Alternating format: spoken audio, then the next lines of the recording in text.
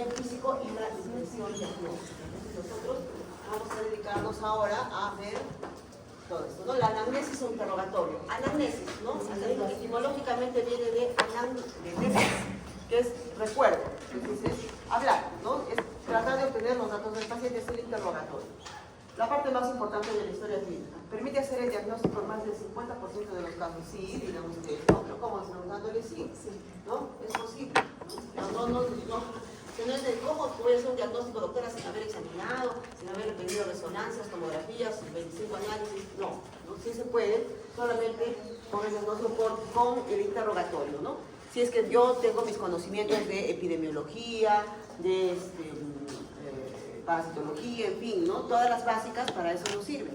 Entonces, supongamos, ¿no? Yo tengo mi paciente que viene de Puno, que es un paciente que cría ganado, que lo sacrifica ahí en su chacrita, que tiene su perrito, que viene en la casa, que viene porque tiene dipsia, tiene tos, y me dice que ha presentado una expectoración como agua salada. Ya tengo el diagnóstico, ¿no? El diagnóstico es quiste hidratídico, una hidrosis pulmonar. Miren, solamente con la anamnesis, habiendo interrogado con todos los datos y ya vamos a ver después. Constituye la base de la relación médico-paciente importantísima que ya hemos conversado. Entonces dice que, de la anamnesis se dice que para el diagnóstico 1 hora de cuidadoso interrogatorio vale más que 10 horas de exploración. Y apenas hay omisión que solo va a vengarse más amargamente que en un interrogatorio insuficiente.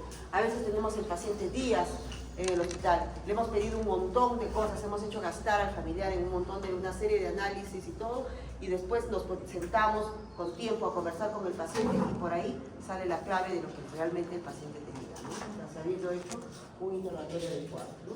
La base fundamental del diagnóstico que no debemos escatimar tiempo, pero que también exige ciencia y experiencia que la van a ir adquiriendo lógicamente con el tiempo. Importante saber escuchar. Cuando hablemos con el paciente hay que saber escuchar, pero tomar el control de la entrevista, porque van a ver ustedes, ¿no? Algunos pacientes están muy ansiosos de hablar, entonces van a empezar contándoles que el paciente, que su comadre les dijo esto, pero que ellos pensaban que era lo otro, ¿no? Y que después se fueron donde el brujo, que les dio el hierba. Entonces tenemos que también nosotros tomar el control sin ser cortantes, tajantes, ¿no? Que el paciente no perciba eso, ¿no? Y preguntar en orden lógico, usar el lenguaje fácil, que nos entienda el paciente, que ya hemos hablado, tratar de no influir en las respuestas, ya tampoco no hablarles como un cuestionario, ¿no? Como un formulario para que responda sí o no, a veces no, sino el paciente pueda explayarse, ¿no? Anotar discretamente, la letra legible, ¿no? Insisto nuevamente, y mucho cuidado con el lenguaje no hablado, que también ya hemos hablado, ya hemos conversado. Bien, entonces la anamnesis, que es la primera parte, ¿no? Consta de la anamnesis reciente, que son los datos de identificación o filiación y el motivo por el que el paciente viene a buscarnos o viene a la consulta. Y la anamnesis remota, que son los antecedentes del paciente. Entonces empezamos con la anamnesis reciente, los datos de filiación. Son todos estos datos que tenemos que obtener de nuestro paciente. Para identificación, no solamente para identificación, porque solamente con estos datos también podemos orientarnos al diagnóstico. Entonces tenemos el nombre completo, sin abreviaturas, por favor, todo completo, la edad del paciente, básico, porque tenemos enfermedades que se presentan preferentemente en determinados grupos etarios, ¿no? Y etiologías también. Por ejemplo, una neumonía en un niño recién nacido pues va a tener un germen diferente, ¿no? De repente un virus a una neumonía en un paciente adulto mayor. Entonces, es decir, hay algunas enfermedades también que se presentan preferentemente en pacientes jóvenes, por ejemplo, enfermedades autoinmunes, más en jóvenes, enfermedades neoplásicas, más en adultos mayores. Entonces, la edad es importante. El sexo, también, aparte de enfermedades propias de la mujer o propias ginecológicas, ¿no? O propias del hombre, enfermedades urológicas, también tenemos otro tipo de enfermedades, las autoinmunes, lupus, vasculitis, de preferencia atacan a mujeres, ¿no? Muy bien, entonces el lugar de nacimiento y la procedencia, importantísimo. Fíjense que solamente en el Perú, con nuestras 3 regiones bien marcadas, tenemos una serie de enfermedades metacénicas, es decir, transmitidas por vectores, que son diferentes, ¿no? Y me hacen pensar diferente. Yo, por ejemplo, pensaré una fiebre, un paciente con fiebre ictericia, que lo tengo acá en Arequipa, que vive acá y que no ha viajado nada, pensaremos en una hepatitis de repente, ¿no? Pero el paciente con fiebre ictericia, que viene de Loreto, ¿en qué pensaré? En amarilla, ¿no? Entonces el paciente con fiebre y de repente problemas, trastornos de coagulación, con sangrados, ¿no? Y también que viene de la selva, pensar en dengue, ¿no? Entonces bien, vean pacientes que vienen del centro del país, no hay otros gérmenes como Bartonella, por ejemplo, ¿no? Entonces es importante el lugar donde ha nacido el paciente y de dónde viene, ¿no? La procedencia.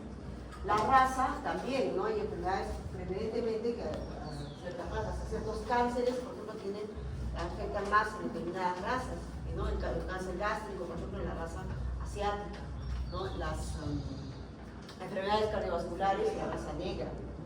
Entonces, la raza importante. La ocupación básica, ¿no? Enfermedades muy relacionadas con la ocupación del paciente, ¿no? Por ejemplo, lo clásico, pues lo más frecuente, las neumoconiosis. ¿Qué son neumoconiosis? Son enfermedades respiratorias, ¿no? Por acúmulo de sustancias o de polvos inorgánicos. Entonces puede ser, dependiendo del polvo que inhale, pues son diferentes, ¿no? Los pacientes que trabajan en minas, en socavones, tienen silicosis por acúmulo de sílice, ¿no? Los pacientes que trabajaban con asbesto, asbestosis se acumula también en el pulmón, ¿no? Los profesores de antes que no tenían esas pizarras, tenían las otras que las escribían con la tiza, escribían y borraban, inhalaban todo ese polvito, también presentaban esta neumoconiosis. Entonces, importante saber la ocupación, no solamente la ocupación actual, sino también toda la historia laboral del paciente, ¿ya? Porque la gente ahora cambia constantemente de trabajo, ¿no? Si ustedes tienen un paciente que les va a decir que es taxista, ¿se quedan con eso? No, ¿no? Hay que investigar porque de repente este paciente es taxista desde hace 2 años y durante 10 años estuvo metido en una mina, ¿no? En un socavón. Entonces hay que ver toda la historia laboral. Pero acá en esta parte de filiación solo ponemos la ocupación actual. Ya después en las anamnesis, en las antecedentes, pondremos las ocupaciones anteriores.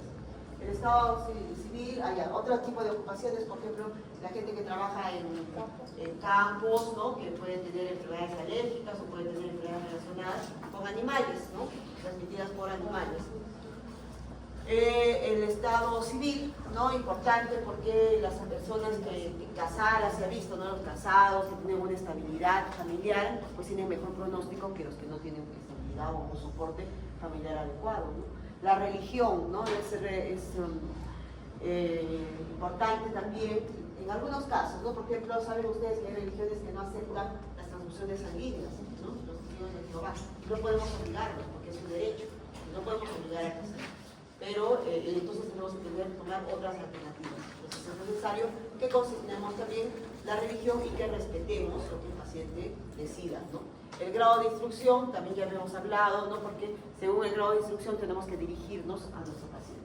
El domicilio, donde vive el paciente, el informante, entonces acá tenemos la anamnesis directa, que es cuando el mismo paciente nos está dando todos los datos, o la anamnesis indirecta, cuando es otra persona, ¿no? Por ejemplo, si es un adulto mayor, con deterioro cognitivo, de repente que no nos va a poder dar muchos datos, los obtendremos de la familia, de los hijos, del cuidador, ¿no? Si es un niño, los papás nos van a dar los datos, ¿no?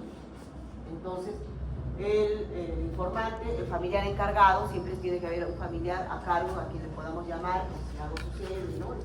El seguro, el tipo de seguro que tiene el paciente, la fecha de ingreso y la fecha de elaboración de la historia, que no siempre es lo mismo, ¿no? Porque sobre todo en los hospitales grandes el paciente viene al hospital hoy día y recién el lunes está pasando a piso porque no hay camas y el piso es recién donde se hace la historia clínica. Entonces, ver qué día ingresa y cuándo se elabora la historia y obviamente quién elabora la historia clínica. Bien, entonces después de que de los datos que hemos obtenido, todos los datos de filiación, ya pasamos al motivo, ¿no? ¿Por qué el paciente viene a buscarnos, ¿no? Viene al hospital. Entonces nos hablamos de la enfermedad actual.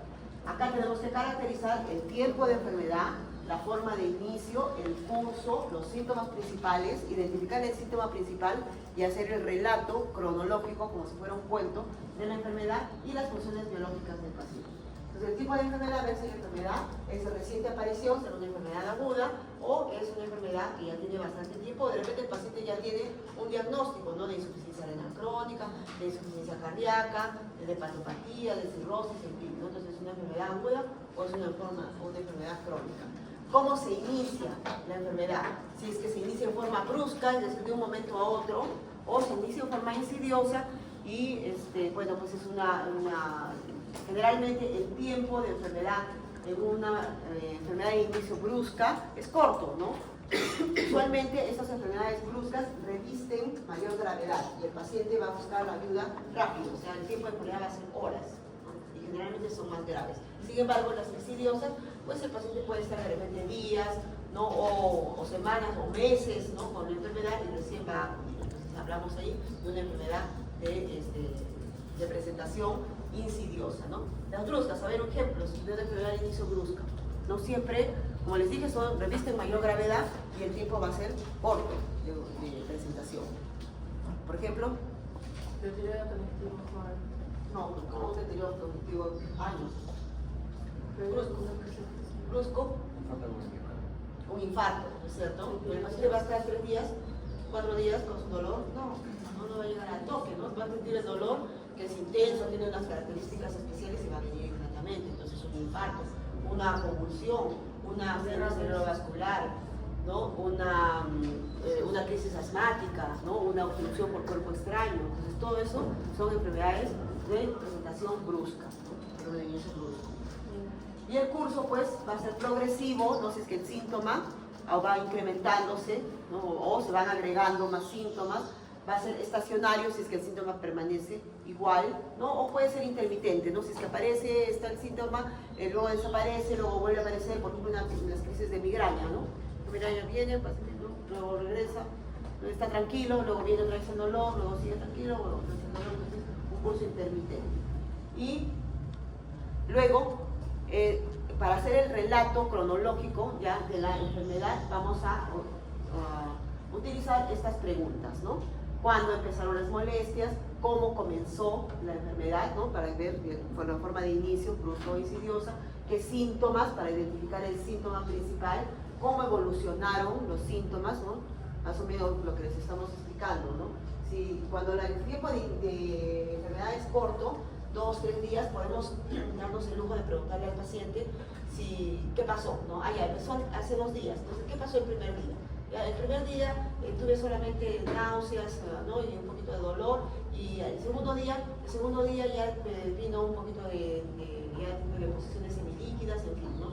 Y el día del ingreso y hoy día ya tengo fiebre, ya estoy vomitando, entonces podemos darnos el lujo de ver qué pasó cada día. Pero cuando el tiempo de enfermedad es largo, no. Entonces tenemos que ver identificar el síntoma, ver cómo varía, ¿no? En qué momento cambian las características de ese síntoma y cuándo van agregándose otros síntomas, ¿no? Para poder hacer nuestro relato cronológico, o sea, la evolución. Preguntarle si es la primera vez que se presenta el síntoma. Siempre preguntar al paciente a qué atribuye, qué cree usted que le ha causado esta molestia, ¿no? En los casos de gastroenteritis, de problemas infecciosos, a veces el paciente puede identificar, ¿no? Es que me comí una salchipapa, doctora, en la playa, en fin, ¿no? Bien, y si realizó alguna consulta médica. Eso es importante porque, sobre todo en los hospitales grandes, van a ver que el paciente va a venir, después, empezó su enfermedad hace una semana, digamos. Entonces, primero pasó por la comadre que le dijo que se tomara esas hierbas y estas otras cosas. Después pasó por el farmacéutico que le dio un montón de cosas y pastillas. Después recién fue al centro de salud, donde más o menos lo evaluaron y ya le dijeron o lo refirieron al hospital. Y a veces las complicaciones o el problema que vemos no es tanto por el problema, por la enfermedad que tuvo al inicio, sino por las complicaciones de todos esos tratamientos que recibió. Entonces es importante saber qué consultas tuvo y qué recibió durante todo este tipo de enfermedad. Cuando caracterizamos el síntoma principal, ya tenemos que ver todas las características. Entonces, cada síntoma tiene una serie de características semiológicas, que es lo que vamos a desarrollar durante todo el curso, ¿no? Cuando hablemos de diarrea, por ejemplo, características semiológicas. Cuando hablemos de vómitos, todas las características semiológicas. Cuando hablemos de problemas al orinar, ¿no? A la micción, todas esas características semiológicas. O sea, todo vamos a trabajarlo minuciosamente durante el semestre, ¿no? Uno de los síntomas más ricos semiológicamente es el dolor. Entonces ahí hay una mnemotecnia que de repente ya ustedes han visto, ¿no? Alicia, ¿sí?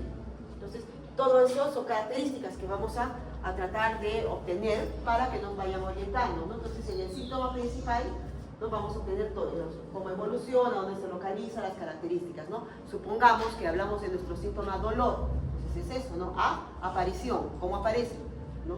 Como de forma brusca, insidiosa, en fin, ¿no? Localización, dónde se localiza exactamente el dolor, ¿no? Y intensidad, ¿no? ¿Qué tan intenso es según escala visual análoga del 0 al 10, ¿no? Luego la C es el carácter, qué tipo de dolor. Entonces el tipo de dolor también nos orienta. Si yo tengo un dolor abdominal que está localizado en el epigastrio y es de tipo urente, me quema, doctora, entonces estoy pensando de repente en una gastritis, ¿no? Tengo un dolor en el pecho que es como que me oprime, me aprieta, entonces de repente estoy pensando en un infarto, en un dolor de tipo anginoso, ¿no? Tengo un dolor acá debajo de la axila que me punza, ¿no? Como que me estuvieran metiendo una punzada ahí, una lanza, el dolor punzante de la pleuritis, ¿no? De neumotoras, en fin, ¿no? Compromisos pleurales. Me duele la cabeza como que estuviera latiendo, dolor pulsátil, ¿no? A veces la hipertensión endocriniana puede presentarse así. Entonces, caracterizar el dolor, la intensidad, la característica del dolor. Y la C, la otra I es irradiación, dice. Irradiación, ¿dónde se irradia el dolor? Hay irradiaciones características, ¿no? Por ejemplo, el dolor de la pancreatitis, ¿no? Que se localiza a veces en el epigastrio o en el hipocondrio derecho y se irradia hacia atrás como en un cinturón, característico de pancreatitis, ¿no? Entonces, el dolor del torácico, ¿no? El dolor se localiza en el pecho y se irradia hacia la mandíbula, hacia la cara ventral del brazo izquierdo o hacia la espalda. Esa es la irradiación. Y la A es la atenuantes o agravantes de la enfermedad, ¿no? ¿Qué cosa es lo que lo alivia o lo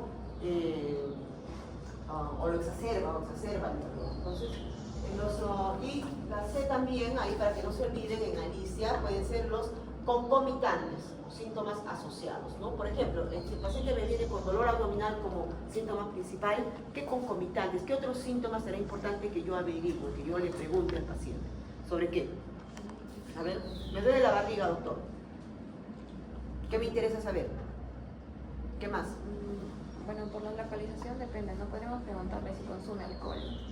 No, eso es anamnesia, o sea, sí, pero concomitantes. Estamos hablando de otros síntomas que estén asociados a ese síntoma principal y que pueden orientarme en el diagnóstico. Si es un dolor abdominal, ¿qué será importante que yo sepa? ¿Vómitos? Que tiene vómitos, muy bien. Si tiene las deposiciones, ¿no es cierto? Si tiene diarrea y dolor abdominal, pues de repente ahí está mi diagnóstico, ¿no? Si no hace deposición hace varios días, no elimina gases, no tiene dolor abdominal, de repente tiene una obstrucción intestinal, ¿no? ¿Qué más? ¿Qué otros síntomas? Características de deposición, vómitos. No, esas son las características. Síntomas concomitantes. Fiebre, ¿no es cierto? Fiebre más dolor más diarrea, ya tengo diagnóstico, ¿no? Una gastroenteritis infecciosa de repente. Entonces, son concomitantes. Si mi paciente viene con dolor de torácico, dolor en el pecho, ¿qué concomitantes le voy a preguntar? Si tiene disnea o dificultad para respirar, entonces ya de repente me orientaré por un problema respiratorio, ¿no? ¿Qué más? Si tiene con el dolor torácico, ¿qué tendría que ver el aborrecimiento?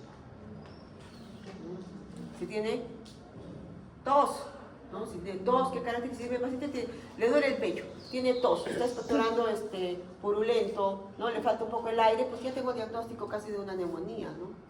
Si tiene tos, si tiene dolor en el pecho, tiene sudoración, de repente sensación de muerte o algo, que estaré pensando en un infarto o en miocardio, ¿no? Si tiene disnea. Entonces, los concomitantes del síntoma principal, ¿no? Averiguar. Muy bien. Y finalmente, las funciones biológicas, ya dentro de la anamnesis reciente, ¿no? El apetito, la sed, las orinas, deposiciones, sueño y peso. Entonces, preguntar al paciente sobre cómo está su apetito, ¿no? Si ha perdido el apetito, en fin. Sed, ¿no? Si tiene mucha sed, eso se llama polidipsia, ¿no?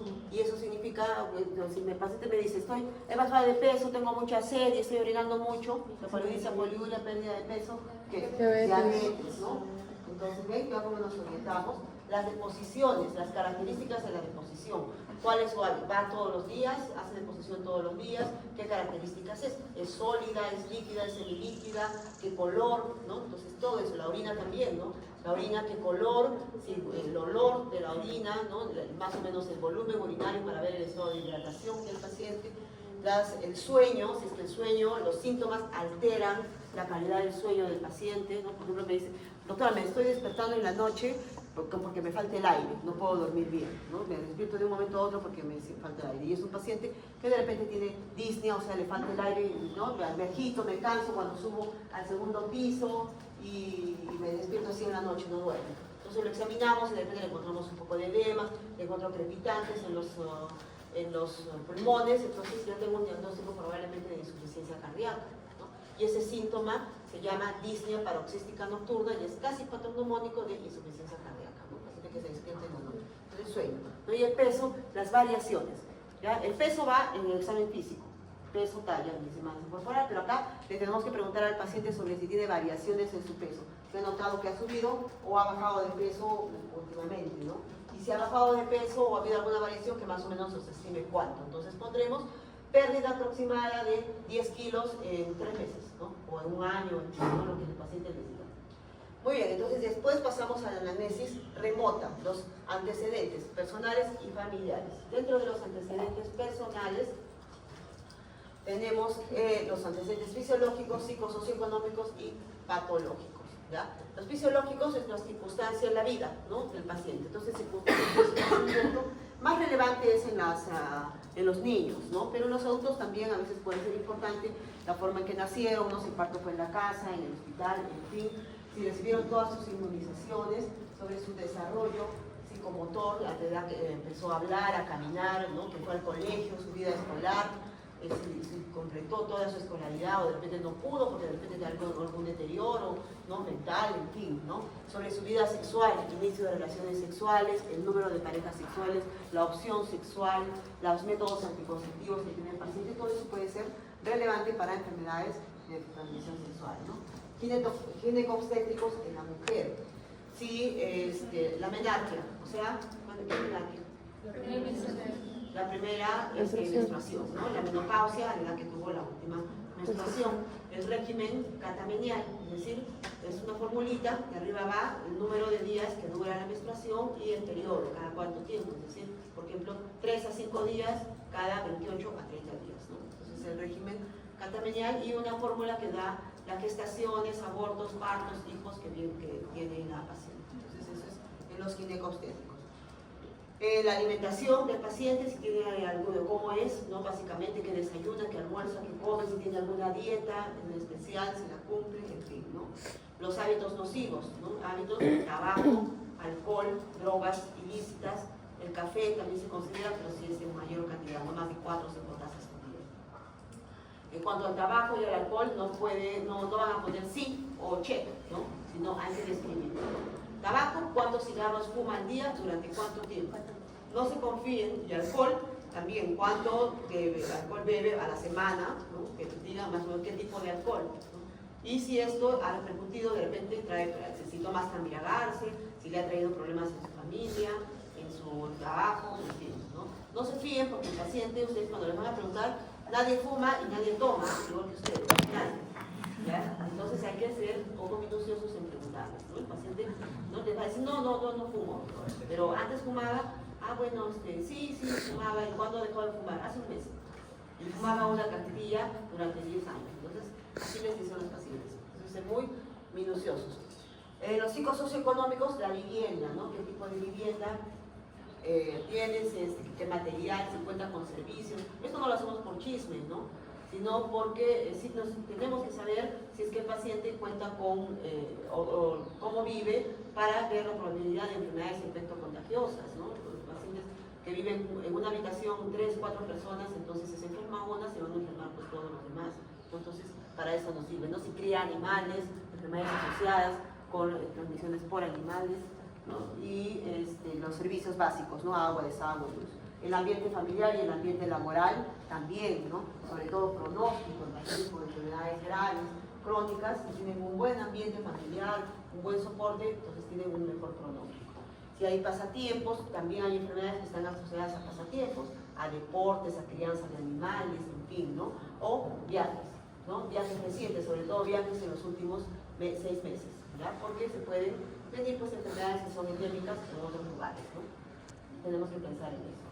Y los antecedentes patológicos, preguntarle al paciente que nos diga desde cuándo, que nos diga qué enfermedades tiene desde que se acuerda, ¿no? ¿Qué enfermedades ha tenido usted desde que se acuerda de niño? Lógicamente, consignaremos lo más importante, lo más relevante. Hacer hincapié en las hospitalizaciones, alguna vez ha estado hospitalizado, si alguna vez le han operado de algo, y a veces el paciente no se acuerda, y ustedes cuando van a hacer el examen físico, descubren y ven pues que tiene una serie de cicatrices, y bueno, tienen que volver a preguntar, ¿no? Sí, es que me operaron, doctor. Bueno, cirugías, alergias, alérgico, importante, y si ha recibido transfusiones. Acá importantísimo sobre enfermedades crónicas. El paciente les va a decir, sí doctora, soy diabético. Entonces ya, ¿no? ¿Diabetes? Check. No, ¿no? Diabetes, ¿desde cuándo? ¿Cuándo le han hecho diagnóstico de diabetes? ¿Qué tratamiento le han dado? Ay, yo tomo una pastilla amarilla. No, que les diga qué pastilla, cómo se llama la presentación, cada cuánto, se lo toma en forma regular o no. Entonces es muy importante, sobre todo en enfermedades crónicas, saber la medicación, los controles que tiene el paciente. Muy bien, y por último los antecedentes familiares, ¿no? Fundamentalmente la pesquisa de enfermedades de transmisión genética, enfermedades por ejemplo metabólicas, neoplasias metabólicas, ¿no? La diabetes mellitus, la resistencia a la insulina, tienen ya una carga genética. Los papás que tienen diabetes mellitus, los hijos tienen mucha predisposición a hacerla, si es que también conjugan factores ¿no? de sedentarismo, por ejemplo, tabaquismo, sobrepeso, en fin, ¿no? O sea, ambientales. Y neoplasias, cáncer de colon, por ejemplo, familiares, ¿no? Cardiovasculares, ¿no? Enfermedades de infarto o miocardio, en fin, y antecedentes o infectos contagiosos. Entonces es importante preguntar sobre las enfermedades que tuvieron los abuelos, los padres, los hermanos, el esposo, ¿no? La pareja y los hijos, ¿no? Y también preguntar sobre la gente que vive en la casa, ¿ya? Que de repente no tiene lazos familiares, pero sí vive en la misma casa y puede tener una enfermedad infectocontagiosa y contagiar. Entonces hasta ahí, ya con eso terminamos nuestra historia clínica, y lo que se recomienda también es hacer esta revisión por sistemas, ¿no? Raza, que eso sí es un check, ¿no? Acá se han consignado los síntomas más importantes de cada sistema para revisarlos así rápidamente y ver que no se nos haya pasado nada, que no se nos haya olvidado nada, ¿no? Bueno, luego pasamos a la segunda parte. Ya terminamos con la anamnesis, el interrogatorio y pasamos al examen clínico. Pero ojo, no significa que ya no hablo nada más con el paciente y ahora me dedico solamente a examinarlo, porque durante el examen pueden encontrarse con algo que necesita nuevamente regresar a la anamnesis, porque así son nuestros pacientes, ¿no? El paciente vino porque, ay doctora, me falta el aire. Entonces yo hice una recopilación minuciosa de todo lo que es disnea y le pregunté sobre la evolución, clasifiqué mi disnea, todo. Y de pronto lo voy a examinar y encuentro que tiene edema, ¿no? Que tiene hinchados los pies. Pero y esto, sí, es que también se me hinchan los pies y también tengo que volver a preguntar desde cuándo, cómo aparece, en qué momento del día, ¿no? Todo, ¿no? Y regresar a la análisis. Entonces es dinámico, ¿sí? Para el examen clínico, ¿ya? Lo ideal es pues, que tendríamos a nuestro paciente desnudo completamente para poder examinarlo. No se puede, ¿no? Porque los ambientes no nos los permiten y además no es por el pudor del paciente. Entonces hay que respetar el pudor del paciente, tratar de descubrirlo poco a poco mientras vamos avanzando en el examen, ser delicado, explicarle al paciente lo que están haciendo y disponer de todo lo necesario para el examen ahí. No es que voy a correr a pedirle a mi compañero que me preste su estetoscopio, su linterna, no, ¿ya? No hagan esto, por favor, ¿ya? El estetoscopio se pone en la piel del paciente, no encima de la ropa, ¿ya? Respetando el pudor del paciente, hay que examinarlo poniendo el estetoscopio en la piel, ¿ya? No en la ropa. Van a verlo, ¿no? Todo el mundo hace esto en los hospitales, ¿ya? Después, cuando ya sean súper especialistas, tengan un oído biónico, ya pueden examinar de encima de la pasada si quieren, pero ahora tienen que examinar así, ¿ya? Con el estetoscopio en la piel del paciente. Entonces, lo primero es tomar las funciones vitales, que ya ustedes deben saberlas porque han tenido o deben haber tenido algún curso básico, ¿no? Sobre las funciones vitales, ¿no? Frecuencia cardíaca, frecuencia respiratoria, la saturación, la temperatura, la presión arterial. La glicemia capilar también es una función vital, pero una constante vital, pero eso es para hospital, ¿no? En emergencia les hacemos eso a los pacientes. Pero si no, las constantes vitales que deben saber, y si no las saben tomar, pidan a sus docentes que en esta primera semana les enseñen a tomar las constantes vitales, junto con la historia clínica. Las constantes vitales se grafican en la hoja gráfica. Y para hacer el examen físico utilizamos las técnicas de exploración, que son 4. La inspección, el médico es un observador por excelencia, Sherlock Holmes, ¿sí? ¿Ya? Inspección, palpación, percusión y auscultación, las 4 técnicas de exploración. Para algunos sistemas vamos a usar los 4, por ejemplo, para examinar cardiovascular, para examinar pulso del tórax, para examinar abdomen, usamos las 4. Pero para otros sistemas no vamos a usar todos, ¿no? Para examinar piel, por ejemplo, vamos a usar solamente inspección y palpación. Muy bien, y en el examen clínico vamos a examinar pues todos estos sistemas, ¿no? minuciosamente, y eso lo vamos a desarrollar durante todo este semestre, ¿no? Vamos a cada aparato, los síntomas generales y cómo se hace el examen de cada aparato, lo desarrollamos durante el semestre. Y hoy día vamos a hablar unas palabras sobre el examen general, ¿ya? El examen general es como un vistazo. ¿Hasta qué hora su clase? 9 y 15. Es un vistazo a vuelo de pájaro, ¿ya?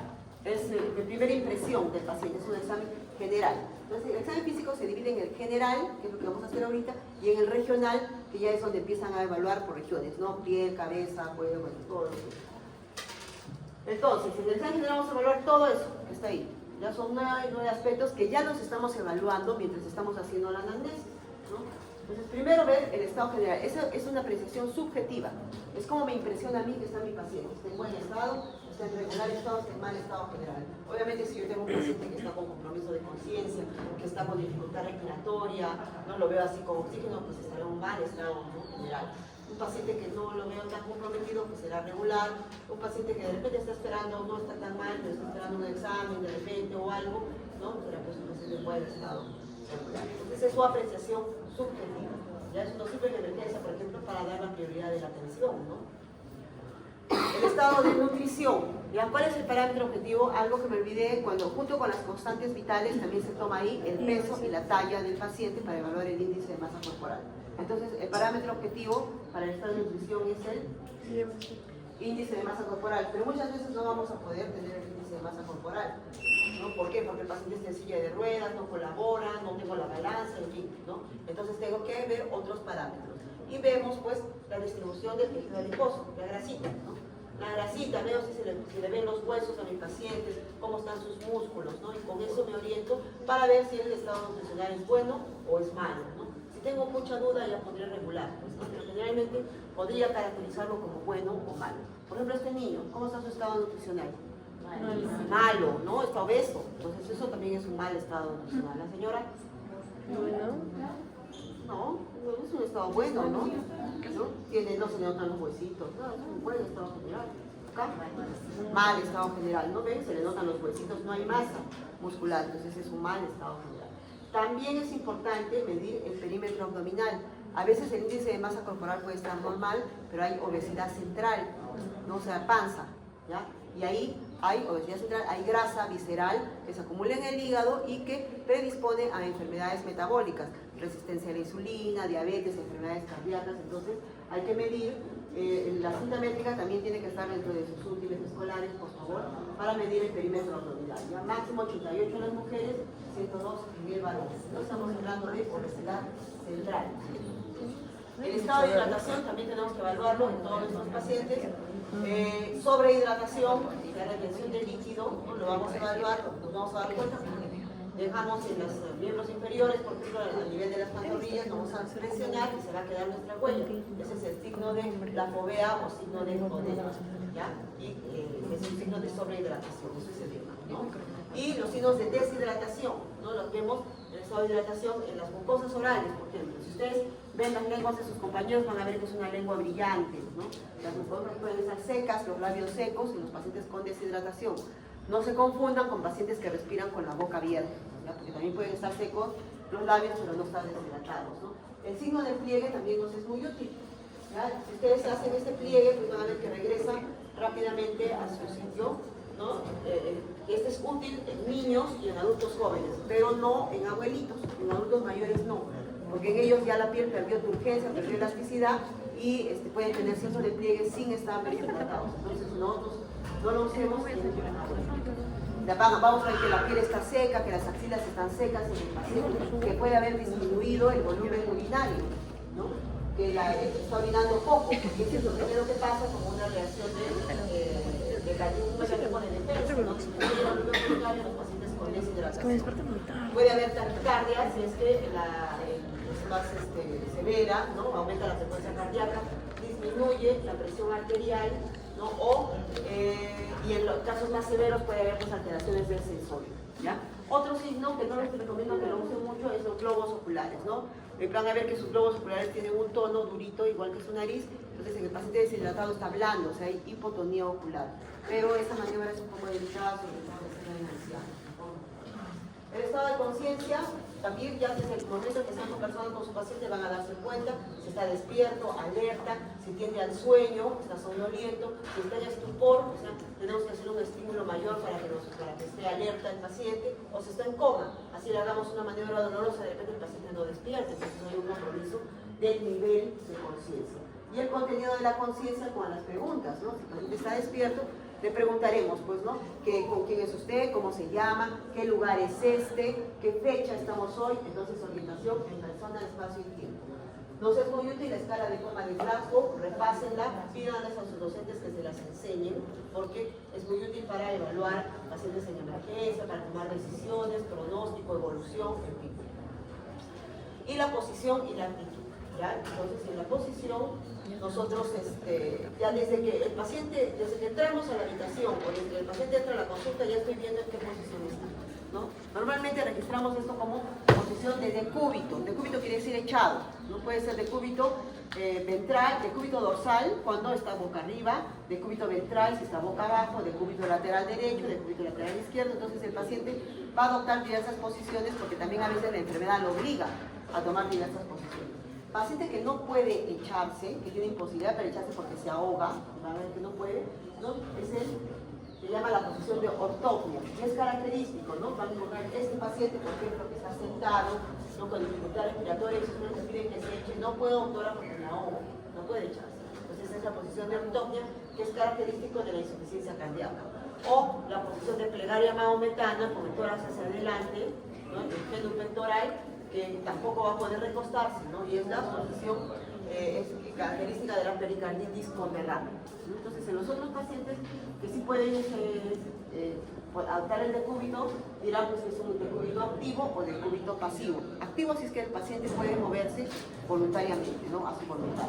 Y pasivo si es que no puede, pues porque está en coma, está demasiado debilitado, ¿no? Entonces, la posición y la actitud, activo o pasivo.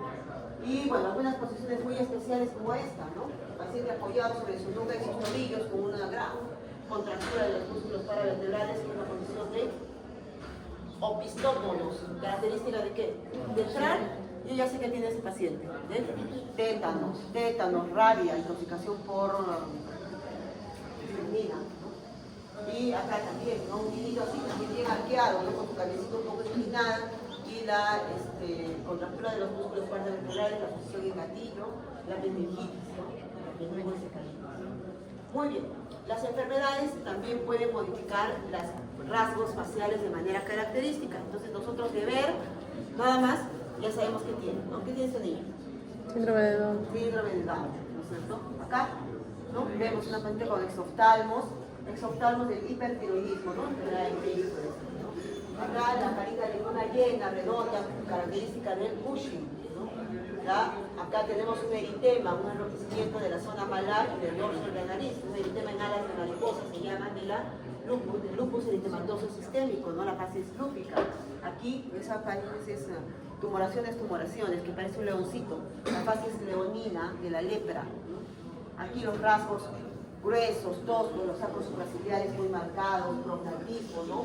Y la fase de acromegalia. Muy bien. Acá tenemos más, una fase asimétrica, ¿no? De la parálisis facial, ¿no? Parálisis facial del lado izquierdo. La fase plaquética, ¿no? En enfermedades terminales, como VIH, cáncer, tuberculosis, en fin. La fase es amotagada, ¿no? El hipotiroidismo, ¿no? La fase es como cansada, sin seca, en la parte externa. La fase es como cansada, así como estaban así ustedes, ¿no? Pesan los párpados de la miastenia gravis, ¿no? Se cierran los párpados. Y la fase es inexpresiva o del jugador de póker del Parkinson, ¿no? Inexpresiva. El tipo constitucional o hábito es la contextura, la conformación ósea del paciente.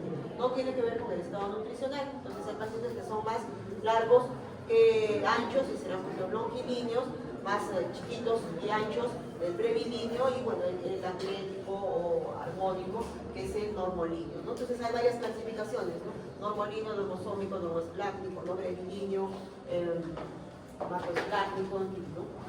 Y la marcha. Entonces nosotros también, ¿no? Vamos a observar cómo camina el paciente. Obviamente, si está en el hospital y el paciente no tiene está imposibilitado por suero, no lo van a hacer caminar, porque puede caer, ¿no? Porque la marcha no evaluable. Pero sí pueden, sí, ¿no? Entonces van a tener este tipo de marchas, ¿no? La marcha, por ejemplo, es una típica de Parkinson, ¿no? Son gente que caminan con pasitos cortos y con su cuello, con su tórax hacia adelante, como que le va a ganar, ¿no? Entonces es característico del Parkinson. Marcha en tijeras, en algunas neuropatías. La marcha espástica, en los pacientes que tienen secuela de accidente cerebrovascular, con hemiplegia, ¿no? Característico, van a ver que no pueden doblar, ¿no? Flexionar y caminan así, ¿no? Entonces la marcha del segador, también se llama, porque es como el que ciega, está cegando el campo, ¿ya? La marcha en steppage, ¿no?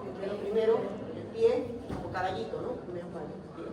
La punta del pie, algunas polineuropatías periféricas, la marcha de pato, los problemas de caderas, displasias de caderas, la ataxia, ampliando el polígono de sustentación, como el borrachito, ¿no? Cuando salen de mí, ahí, ya hay problemas cerebelosos, ataxia, ¿no?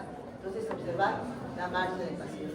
Cuando han hecho todo esto, van a ver que esto es lo que van a poner. Después de haber observado todo, esto va a ser su consigna y la historia clínica. Si todo está normal, paciente en buen estado general, buen estado de nutrición, buen estado de hidratación. Despierto, orientado en persona, espacio y tiempo, escala de Glasgow 15, ente público local activo, fases incaracterísticas, si no encontraron ninguna característica, biotipo normosómico o normosplástico o normolíneo, colaborador con el examen y marcha eubásica. Si no evaluaron la marcha no evaluable.